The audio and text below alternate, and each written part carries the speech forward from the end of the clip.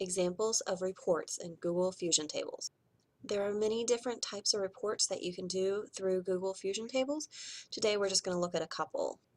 The first example looks at the patron count for multiple different days and hours. And some of the reports that you can do are you can do a summary of the days of the week, how many average patrons come in. You can also do a average patron count by hour. So which hours are you going to have the most patrons coming in? And you can look at that in a couple different ways. You can look at it this way where you go and filter for specific hours, or, and then on this one where you look at all of the different hours.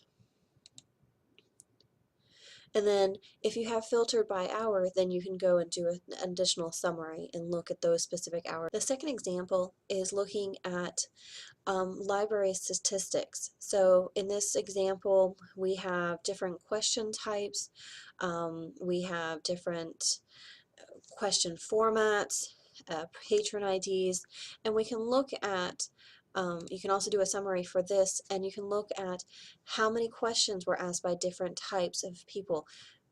Are you having more questions from students or faculty and staff or the community?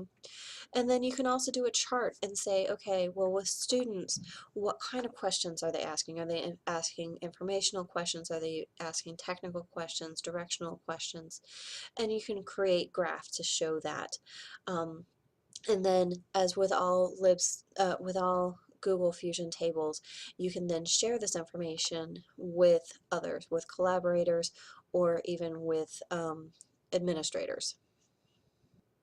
The third example is this one where this is actually for research and looking at cookbooks in regards to who is writing them, men or women, in regards to, in this case, nutrition cookbooks. And there's a couple different reports that you can do for this as well. You can go and narrow it down by time frame and then create these charts, and then you can share these charts, you can publish these charts, you can narrow it down